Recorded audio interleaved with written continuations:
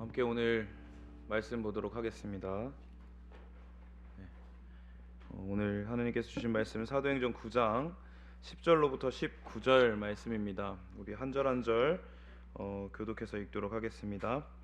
그때 다메섹에 아나니아라 하는 제자가 있더니 주께서 환상 중에 불러 가라사대 아나니아야 하시거늘 대답하되 주여 내가 여기 있나이다 하니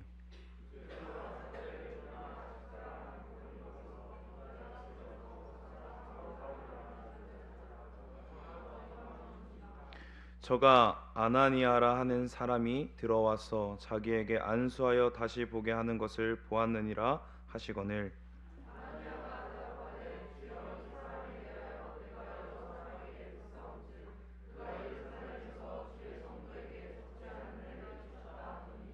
여기서도 주의 이름을 부르는 모든 자를 결박할 권세를 대제사장들에게 받았나이다 하거늘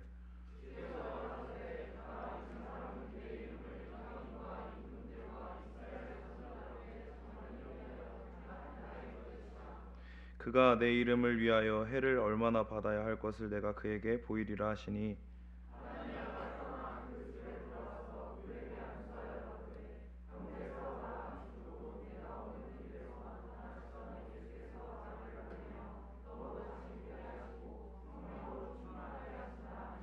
즉시 사울의 눈에서 비늘 같은 것이 벗어져 다시 보게 된지라 일어나 세례를 받고 강건하여 지니라. 사울이 다메섹에 있는 제자들과 함께 며칠 있을세. 아멘. 아멘. 네, 오늘도 이렇게 함께 말씀을 나눌 수 있는 자리, 이 자리에 함께 불러주시고 또 은혜를 나눌 수 있게 하신 하나님께 영광을 올려드립니다. 우리 그런 마음으로 옆에 분들과 인사했으면 좋겠어요. 많이 표정이 얼어 계신데 제가 이거 말씀을 전하러 올라올 때만 일부러 더 인상을 쓰시는 거 아닐까 싶기도 해요. 매번 얼굴이 많이 굳어 계셔가지고 우리 한번 인사해 보도록 하겠습니다. 오늘도 하나님이 부르셨습니다. 네, 네, 저 말고 옆에 보시면서 네, 오늘도 하나님이 부르셨습니다. 네. 사랑하는 성도 여러분, 하나님이 하나님의 자녀로 또 예배의 자리에 부르셨다는 걸 믿으십니까? 믿으십니까? 네. 믿으시면 한번 웃어볼까요? 네, 네 감사합니다. 역시, 네 감사합니다. 예, 참 지치는 시간 같아요. 시간도 늦었고 또 좀 약간 금요일 밤이라 하면 뭔가 많은 피로가 좀 약간 진 누르는 듯한 기분이에요. 저는 안 그래요. 저는 금요 철야가 너무 사모되고 그러는데 사실 저도 살짝 지칠 때가 있어요. 왜 이 이야기를 하냐면요. 부르심에 대해서는 우리 너무나도 잘 알고 있잖아요. 그래서 우리가 오늘 말씀을 나누기 전에 먼저 알아봤으면 좋겠는 게 소명과 사명에 대해서 먼저 이야기를 하고 시작하고 싶어요. 사랑하는 성도 여러분, 소명이 뭘까요? 네, 소명이에요. 네, 사명은 뭘까요? 좀 많이 들어봤죠.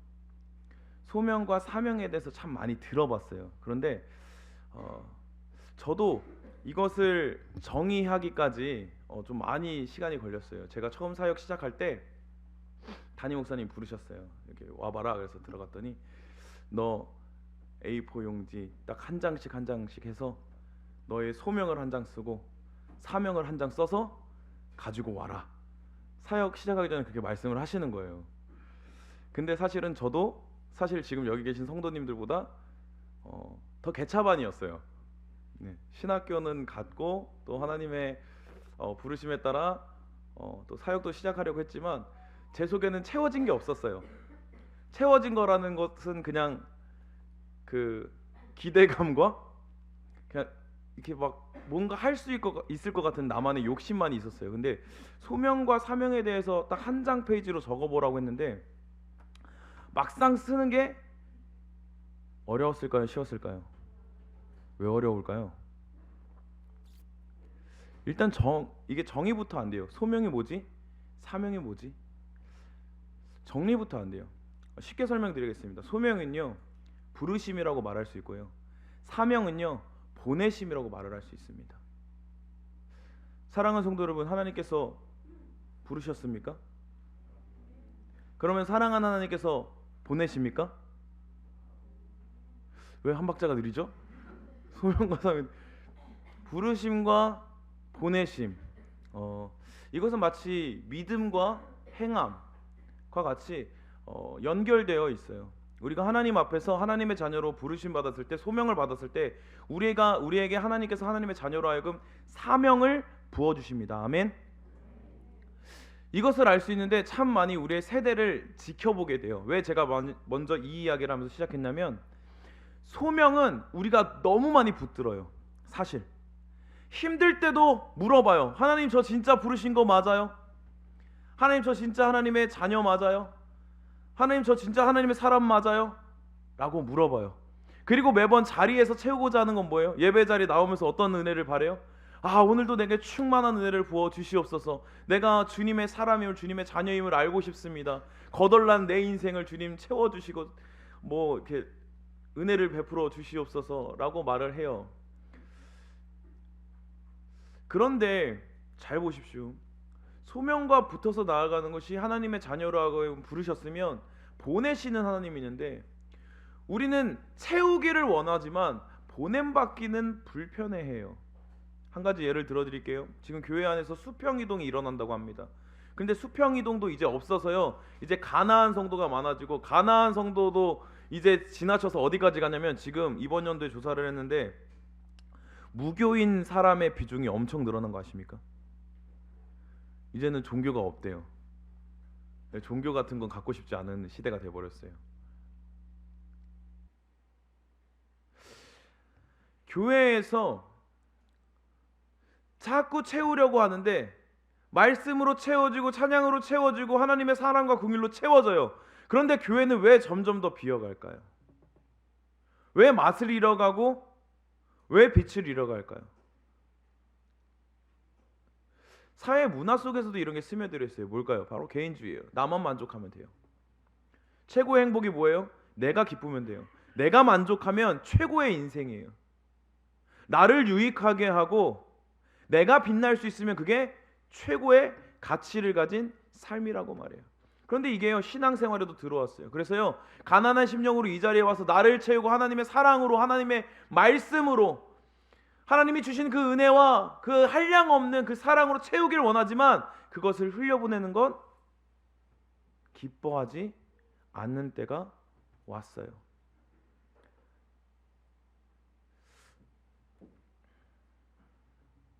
우리 삶을 한번 뒤돌아보았으면 좋겠습니다. 소명과 사명을 감당해야 되는 그리스도의 자녀, 또 백성입니다. 그런데 소명만 받고 끝나는 경우가 대부분인 우리를 발견합니다. 작은 나를 불러주시고 모자란 나를 세워주시고 인도하시는 하나님의 은혜를 간구합니다. 나를 만족시키고 풍성하게 해줄 그 은혜만 요구합니다. 우리가 한번 기억해 봤으면 좋겠어요. 제가 중학교 때 이제 서원을 하게 됩니다. 뭔지도 몰랐어요. 중학교 때 수련회에 가서 쏟아지는 하나님의 은혜와 사랑을 경험하고 가슴이 뜨거워졌어요. 그래서 그때는 목사님이 맨 마지막에 뭘 하셨냐면 촛불을 다 켜요. 촛불을 다 켜고 이렇게 앞에 놔두고 이렇게 하면서 막 주님의 보혈과 은혜를 막 고백하면서 막 목사님이 이렇게 말씀하시죠. 자, 이제 너네를 향한 하나님의 사랑을 깨달았니? 아멘. 자, 그러면은 오늘 우리 이 시간 작정하자. 하나님한테 내 삶을 드리겠다고 하는 사람 여기 앞으로 나와. 해보신 분 많이 해보셨죠? 뭔지도 모르고 서원기도를 했어요. 거기서 주님, 제 인생을 드리겠습니다. 근데 나중에 교회 형이 알려줘요. 그거 함부로 하는 거 아니래요. 그래가지고 와, 큰일 났다. 나 어떡하냐. 그때는 자연스러웠어요. 예수 그리스도의 사랑 앞에서 내 인생이 던져지고 내 인생이 쓰임받고 내 인생이 하나님 앞에 온전히 드려지고 어떻게 쓰임받을까 고민하고 생각하고 어떻게 드릴 수 있을까 해서 그렇게 은혜 받고 온 다음에 어떻게 해요? 교회에서 살아요. 전 그래서 우리 바이샘 중고등부 보면 아, 저들이 하나님의 사랑을 정말 깨달았구나. 집에도 안 가는구나. 부모님이 걱정하는데도 전화도 안 받는구나. 왜 교회에 살까? 저도 그때가 있었어요. 어떻게 하면 교회에, 어떻게 하면 주님이 이래, 어떻게 하면 내 인생 가운데 하나님의 온전히 드릴 수 있을까 고민했어요. 그런데 성도 여러분, 지금 웃으면서 이야기했지만 다시 한 번 더 질문 드릴게요. 우리의 지금 신앙과 삶 속에서 주님께 어떻게 드릴까라는 질문이 있으십니까? 주님 갈급한 심령 채워주세요 라는 거 말고요, 채우신 하나님, 그 은혜 주시고 살아계신 하나님 앞에 주님, 제 인생을 주님의 것 삼아주세요. 주님, 제가 주님의 것 되고 싶습니다 하는 고백이 있습니까?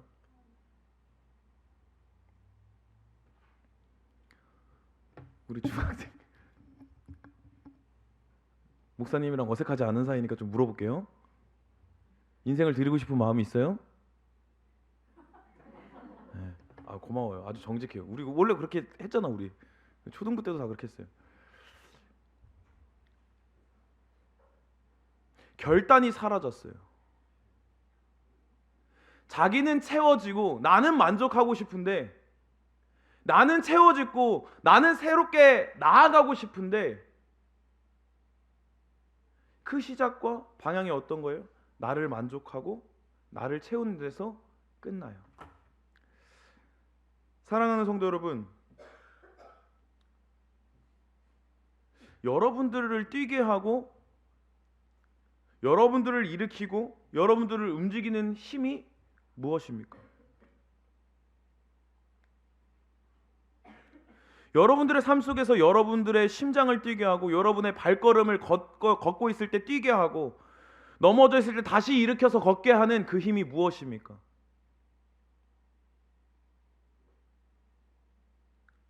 하나님의 은혜와 사랑 아닙니까? 그런데 그 은혜와 사랑이 채워졌을 때 뛰고 계세요? 멈췄던 심장이 다시 뛴으로 한 발짝 걷고 계세요? 아니면 여전히 저는 앵꼬 났습니다 하고 계세요? 하나님이 부어주시고 채워주시는데 여전히 주님 채워만 주십시오 라고 바라고 있지는 않으세요? 이미 하나님이 걷도록 모든 걸 인도하셨음에도 불구하고 주님, 아직 저는 채워져야 합니다 라고 하고 있지는 않으세요? 말씀을 보면서 이 모습이 누구한테 가장 잘 드러나 했더니 저한테 가장 잘 드러나요. 사역자잖아요. 하나님이 쓰시는 대로 온전히 가고 싶어요. 그런데 이 길을 분명하고 선하게 알려주시면 좋은데 자꾸 막막한 상황에 던져놓으실 때가 있어요. 그런데 그때 이 기질이 발동합니다. 이제 딜을 해요. 하나님한테. 하나님, 이것만 보여주시면 갈게요. 하나님, 이것만 해결해 주시면 갈게요.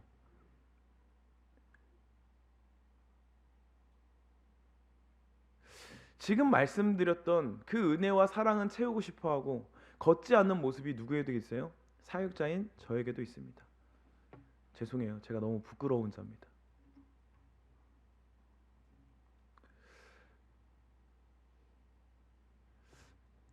채워주세요 했는데요, 못 움직여요. 그럼 다시 한 번 더 질문해요. 진짜 움직이게 하는 건 뭘까?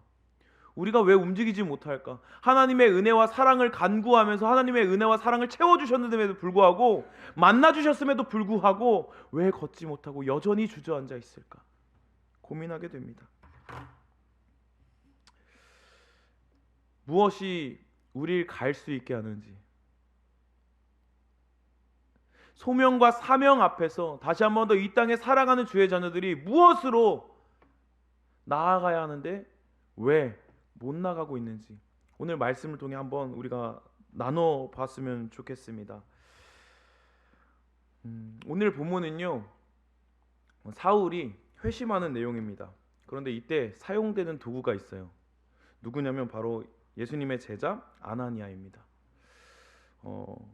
오늘 하나님께서 이 아나니아를 사용하셔서 그 복음의 역사, 그 이방인의 스피커가 된 사도 바울을 세우는 일에 사용하시는데, 하나님이 이 아나니아를 통해서 어떻게 하나님의 역사를 이루어 가시는지, 일을 하시는지, 그 사명의 자리에서 어떻게 나아가게 하시는지를 우리가 잘 보고 그 말씀을 통해 우리에게 알려주시는 하나님의 은혜를 발견하는 우리 바이샘 성도님들이 되기를 주님의 이름으로 축원합니다. 다시 한 번 더 결단이란 단어 앞에, 하나님 앞에 내 인생을 드려야 한다는 이 문장 앞에 불편해지고 왜 드려야 되는지 모르는 이때에 다시 한 번 더 말씀으로 하여금 하나님의 부르시는 소명과 보내심의 사명이 우리 가운데 회복되는 역사가 있기를 축원합니다. 아멘. 먼저요, 우리가 왜 소명은 좋아하는데 사명이 불편할까? 왜 인생을 드리는 것에 있어서 왜 불편할까? 이것에 대해서 봤어요. 그런데 이유가 무엇이었냐면, 우리 한번 읽어보겠습니다. 시작. 주를 아멘.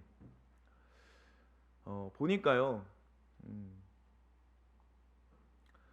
우리가 은혜가 채워지면, 내가 충만해지면 나아간다고 생각을 해요. 그런데 앞서 드렸던 질문이에요.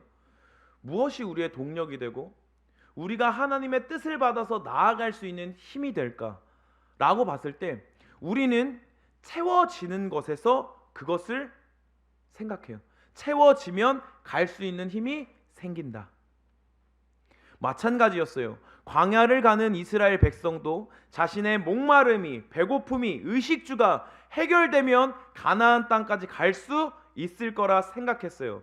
그런데요, 그들은 필요가 생길 때마다 어떻게 됩니까? 다시 넘어지고 다시 원망합니다. 우리가 착각하는 것이 있습니다. 사명을 감당하려면 내가 채워지고 내 능력이 뭔가 다른 사람보다 남달라서 그 일 앞에 나설 수 있다고 생각해요. 그런데 오늘 말씀 보니까 그렇지 않아요. 오늘 10절에 보니까 저희 노란 글씨 한번 읽어보시겠습니다. 시작. 주여. 이거는 어떤 말씀이냐면요, 아나니아가 하나님이 환상 중에 부르셨을 때 주여 내가 여기 있습니다 라고 말하는 거거든요.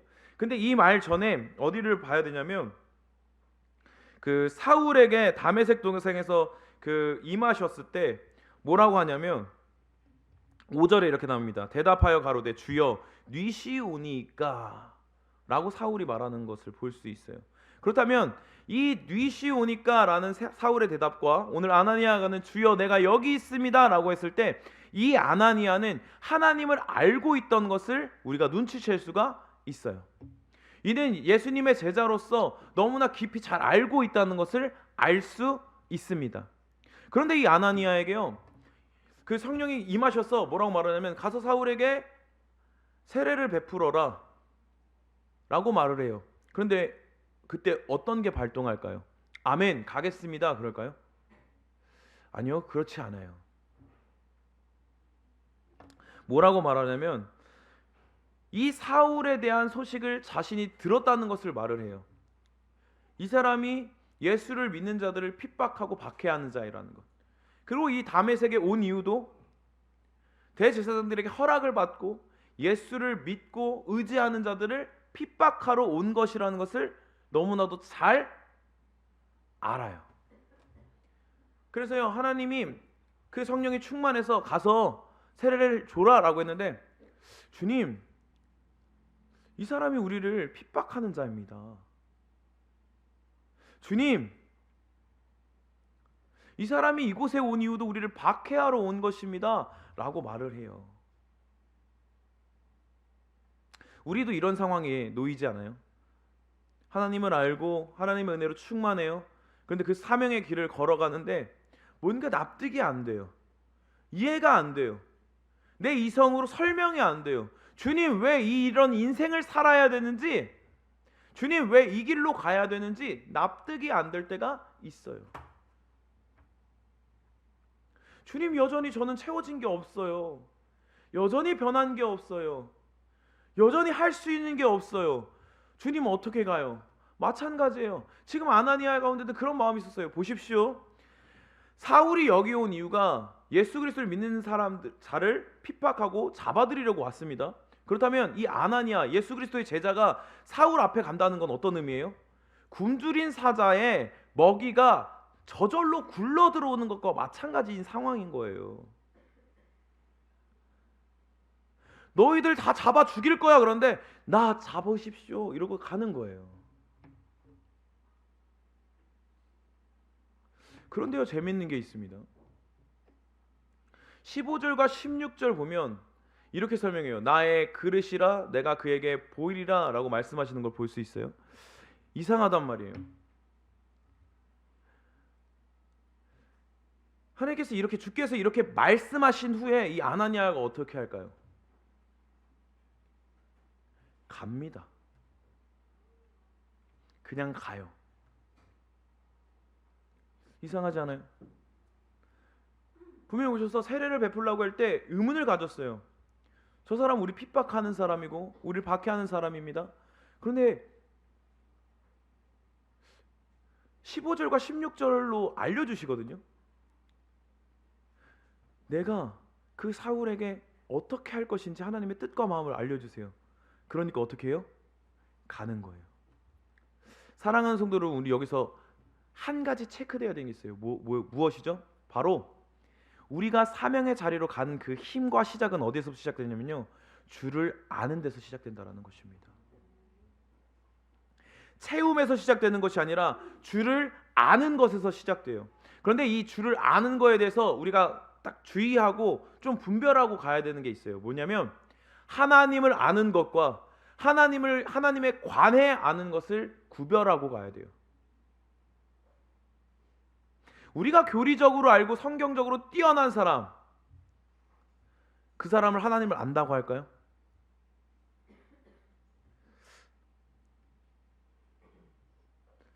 대답을 안 하시니까 제가 대답해 드리겠습니다. 그렇지 않아요. 성경에서요, 하나님을 안다는 단어를 쓸 때는요, 지식적으로만 아는 걸 안다고 하지 않아요. 그 스님 중에 유명한 스님이요, 성경책을 파시는 스님이 있어요. 하나님을 알까요? 하나님을 아는 걸까요? 이방 왕이 이스라엘 백성 가운데 일하시는 하나님을 알아요. 아는 걸까요?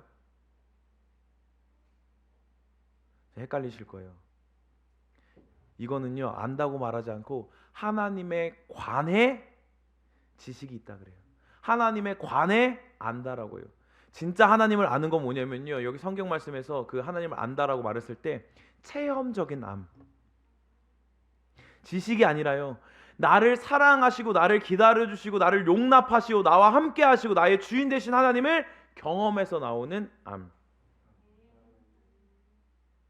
이걸 구분해야 된다라는 거예요. 주를 아는 데서 시작이 되는데, 그 알면 어디서 나오냐면 내 삶 속에서 깊이 찾아오셔서 나랑 1분 1초를 함께 하시는 그 하나님을 누릴 때 시작된다라는 거예요. 우리가 여전히 사명 앞에서 불편한 이유는 무엇인가 보았더니요, 이 시작을 놓치고 있기 때문이에요. 주님을 아는 데서 시작하고 있는데 우리는 다른 것에서 시작을 찾아요. 채워지고 충만하여짐에서 이유와 동력을 찾아요. 그런데 그렇지 않아요. 주를 아는 데서 시작하는 거예요. 주를 경험하는 데서 시작하는 거예요. 내 삶이 바뀌고 내 삶이 변화가 되고 내 삶이 채워지는 데서 시작하는 것이 아니라 주를 만남으로 이 역사가 시작한다는 것을 믿는 저와 여러분 되기를 축원합니다. 왜 사명을 잃어보았더니요, 바로 이거예요. 주를 아는 데서 시작하지 않아요. 어떤 이들은요, 자신의 삶을요, 어디서 시작하냐면 만족에서 시작해요. 어떤 이들은요, 물질로부터 시작해요. 어떤 이들은 건강에서부터 시작해요. 하나님의 일을 할 때도 마찬가지입니다. 감정에 취해서 시작할 때가 있어요. 쫓겨서 시작할 때가 있어요.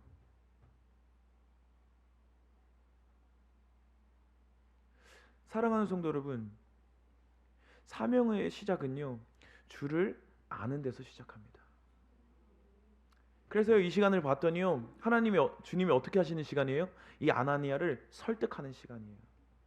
내 뜻을 알려줘서 아나니아가 변한 게 아니에요. 아나니아 가운데 있는 그 두려움 가운데, 그 생각 가운데 하나님 찾아오셔서 치열하게 싸워주시는 거예요. 설득하시는 거예요. 이 모습이 또 어디 나옵니까? 모세를 부르실 때 나와요. 주님, 저는 입이 우둔한 자입니다. 설득합니다. 저는 나이가 많습니다. 설득해요. 사사를 부를 때 이 말이 나옵니다. 저는 장애인이에요. 저는 겁쟁이에요. 저는 소심해요. 하나님 어떻게 하세요? 설득하시는 거예요. 하나님을 안다는 것은요, 이 만남에서부터 시작되는 거예요. 이 만남이 있어야, 이 성령 충만함이 있어야 말씀이 들려지고 이해가 되는 겁니다. 이 만남이 있어야 내 인생 가운데 주님의 사명이 시작되는 거예요. 왜 여전히 갈급한지 아세요? 이 만남이 없을 수도 있어요. 내 인생의 1분 1초에 치밀하게 찾아오셔서 나와 함께 하신 하나님을 누리지 못하고 있을 수도 있어요. 그러니까 날마다 충만, 날마다 채워주세요.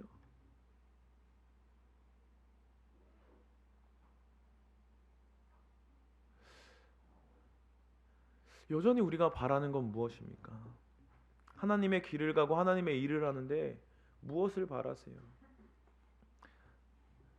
오늘 이 시간 이 말씀을 붙잡고 우리가 바라는 것들이 변했으면 좋겠어요. 우리가 바라는 것이 무엇이 되어야 돼요? 하나님의 자녀로서 가장 바라고 사모하고 갈망하는 게 무엇이어야 돼요? 하나님을 아는 것입니다. 그래서요, 재밌어요. 그래서 초신자들 보면 어디서 재미가 나는지 아세요? 교회 와서 놀고 이러는 것보다 더 깊고 감출 수 없는 재미를 언제 주시냐면 하나님을 알려주실 때 더 큰 재미가 있어요. 그래서요, 청소년 캠프를 하다 보면 어떤 재미가 있는지 아세요? 그 캠프 때 만난 하나님을 못 잊고 다음 차수에 또 오는 애들이 생기는 거예요.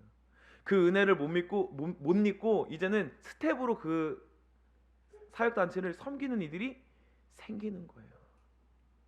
하나님을 아는 게 너무 즐겁고 행복해서, 하나님을 아는 은혜가 너무나 크고 놀라웠어. 그렇다면 우리 이 세대를 살아가는 우리 가운데 하나님을 아는 방법이 뭐가 있을까요? 하나님이 이 시대를 살아가는 우리 가운데 아나니아처럼 하나님을 알려주시길 원하는데 우리에게 알려주시는 방법이 무엇일까요? 네.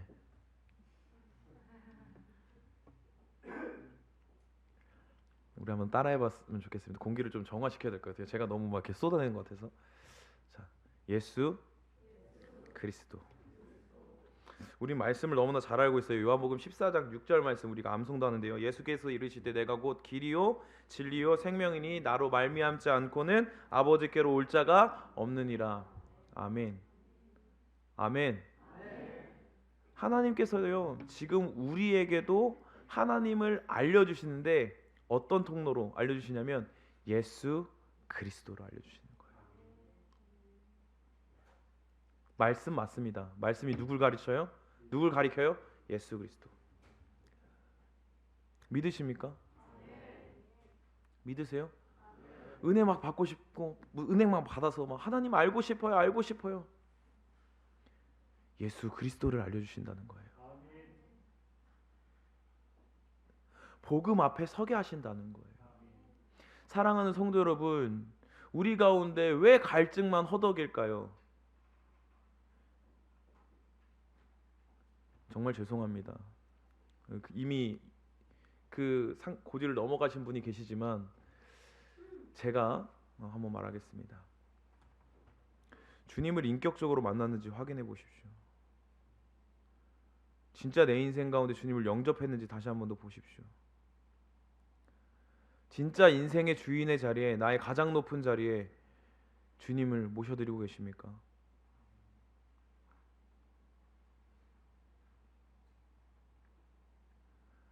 하나님을 알려주시는 통로로 예수 그리스도를 보내셨는데 그 예수 그리스도가 진짜 여러분의 생명이십니까?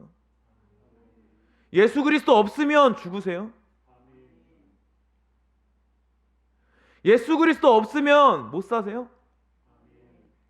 제가 너무 공격적이라도 이해해 주십시오. 이 부분 포인트 잠깐만 3분만 참아주세요.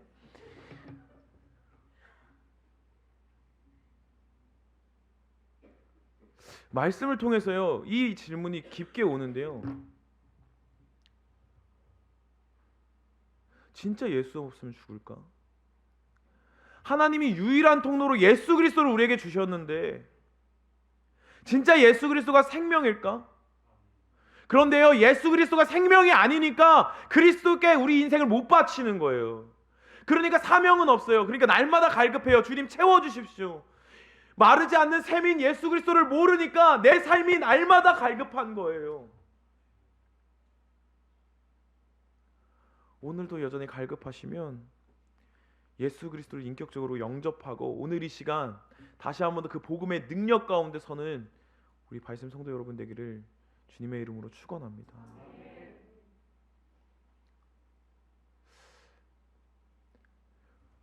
왜 사명이 없어질까?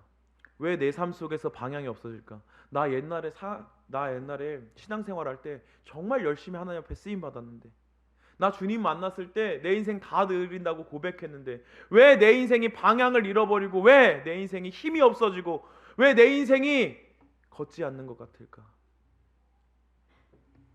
예수 그리스도의 생명이 다시 우리 가운데 회복되어야 그 걸음을 걸을 수 있습니다. 마르지 않는 그분이 우리 가운데 오셔야 나아갈 수 있는 거예요. 우리 바이샘 성도 여러분, 예수 그리스도를 경험하는 것, 예수 그리스도의 능력을 체험하는 것이 우리에게 너무나 중요합니다. 그래서 우리의 생명은 딱 하나예요. 예수 그리스도. 내가 이 땅에 죽고 사는 게 문제가 아니라 내 인생 가운데 예수 그리스도가 있느냐 없느냐가 우리의 생명을 좌우합니다. 우리 발샘 성도 여러분, 예수로부터 시작된다는 것을 다시 한 번 더 기억하며 나아갔으면 좋겠습니다. 우리가 이 예수 그리스도를 회복할 때요, 주시는 놀라운 은혜에 대해서 나눠봤으면 좋겠어요. 제가 너무나 무겁게 좀 한 것 같아서 이제 또 하나님이 주시는 은혜에 대해서 한번 나눠봤으면 좋겠어요. 그 예수를 만남으로 우리가 사명의 자리에 나아갈 때 변하는 것이 있어요. 그게 뭘까요? 우리 한번 읽어보겠습니다. 첫째, 시작. 두려움이 변한다. 17절에 나온 것처럼 아나니아가 떠나라고 말을 합니다. 그 가운데 사울을 바라면서 갈 때 굶주린 사자 가운데 먹이 같은 심정으로 있었지만 갑니다. 그 이유가 뭐예요? 하나님께서 그 사울을 어떻게 쓰실지 알려주셨기 때문에, 예수 그리스도를 알려주셨기 때문에 그 믿음으로 나아가게 됐던 것입니다. 그런데 그때 뭐가 없어져요? 두려움이 없어져요. 성경에 나오는 어떠한 인물도 하나님과 함께 하는데 두려움 앞에 쓰러지는 사람이 없다는 겁니다.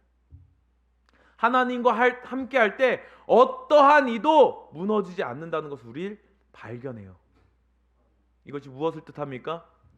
예수를 만나고 영접함으로 우리가 그리스도의 자녀로서의 사명의 자리로 나아갈 때 두려움이 사라진다라는 거예요. 이건 반대로 생각하면 이거예요. 지금 삶에서 두려움 있으시잖아요. 지금 뭘 할지 모르겠고 두려움 가득하시잖아요. 그러면 그 자리에서 주님 채워주세요 라고 하면서 어디 자리로 나가야 되는 거예요? 그렇죠. 사명의 자리. 거기로 나아가는 거예요. 주님, 제 인생 가운데 주님 어디로 갑니까? 주님 원하시는 곳에 나아갑니다. 내 인생에 보내신 자리에서 내가 사명으로 감당하길 원합니다. 회사가, 가정이 그 자리가 나를 보내신 자리로 변하길 원합니다. 주님, 예수 그리스도로 말미암아 그 사명을 감당하게 하여 주시옵소서. 그래야 되는 거예요. 주님, 두려움이 사라지게 뛰어나게 해주세요. 이건 미련한 거예요. 두려움이 찰수록 어디에 가야 돼요? 주님 앞으로 가는 거예요. 두려움이 차고 넘칠수록 어떻게 해야 되는 거예요? 주님 부르짖어야 되는 거예요. 갈망해야 되는 거예요. 주님 채워주십시오. 예수를 알기 원합니다. 내 삶 가운데 점점 더 희미해지고 막막해질 때 예수로 다시 한 번 더 채워야 일어날 수 있는 겁니다. 그때 두려움이 없어져요. 두려움이 있을 때 하나님 앞에 나와서 다른 것 구하지 마시길 바랍니다. 두려움이 없어지는 건 언제냐? 예수를 만남으로 없어지는 거예요. 제게는 많은 것이 두려움이었습니다. 부모님도 두려움이었어요. 공부도 두려움이었어요.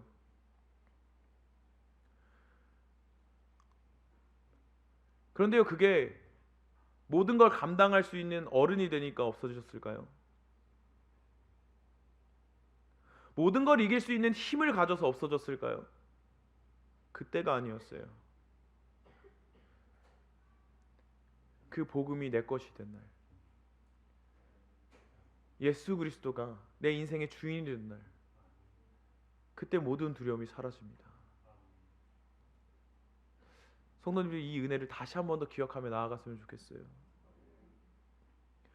우리에게 두려움이 사라졌던 때는 언제냐면요, 예수 그리스도를 만난 날이에요.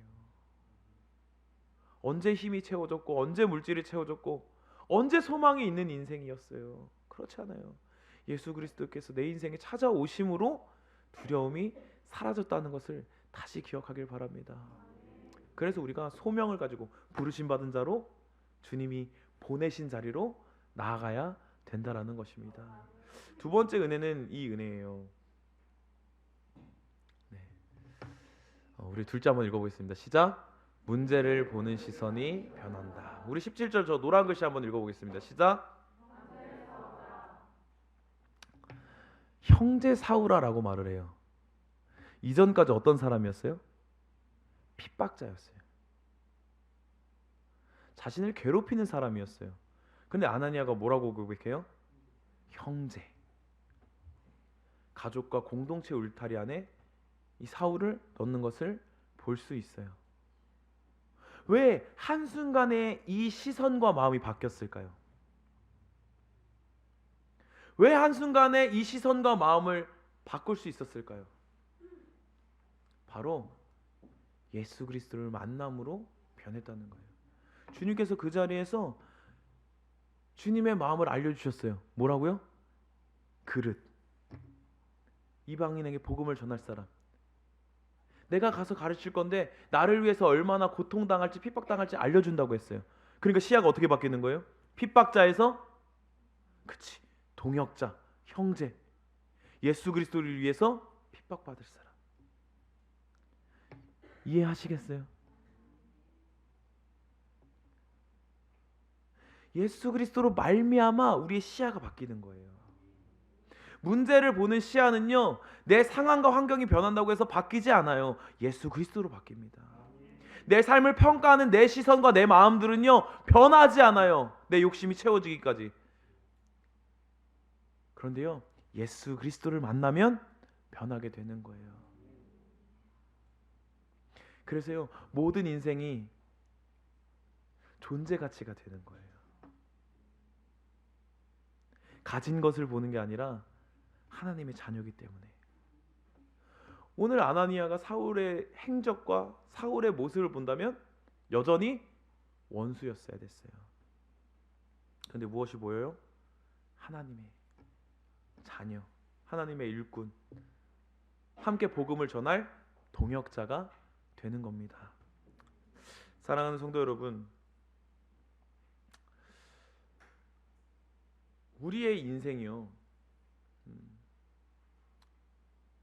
예수님 빼면 해석이 안 된다고 계속 말씀해서 말씀해 주시는데 우리는 여전히 나의 시선과 기준으로 자꾸 해석하려 해요. 그래서요, 소명은 좋아해요.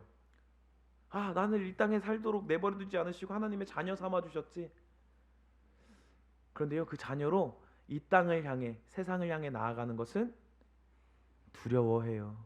그래서 다시 한 번 더 기억하십시오. 하나님의 사명의 자리에 나아갈 때요, 하나님께서 우리 인생에 찾아온 두려움을 없애십니다.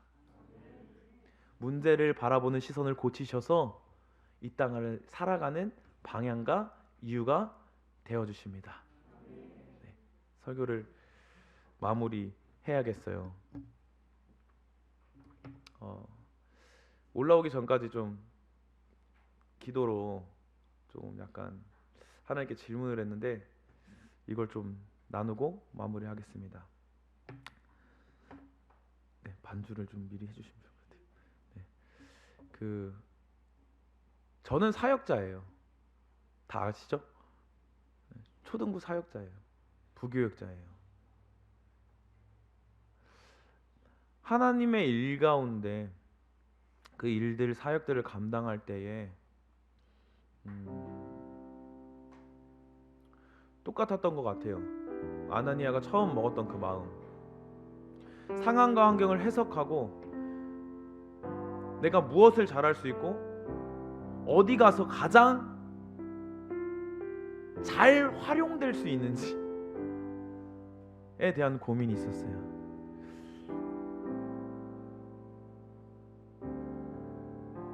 그런데요,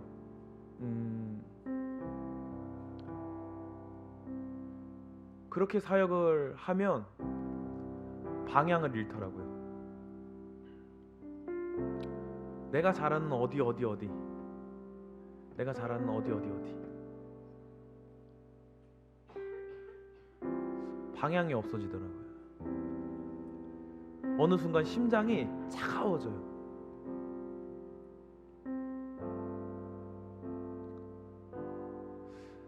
그래서 고민해봤어요. 난 언제 심장이 뛰지? 언제 심장이 뛰지? 그런데 이 심장이 뛰는 걸 다시 한 번 더 경험케 해주신 때가 있었어요. 제가 그 2월 달에 다음 세대 캠프를 갔다 왔습니다. 구루터기 캠프를 갔다 왔는데 거기서 여전히 디렉터였고 여전히 프로그램을 만드는 사람이었어요.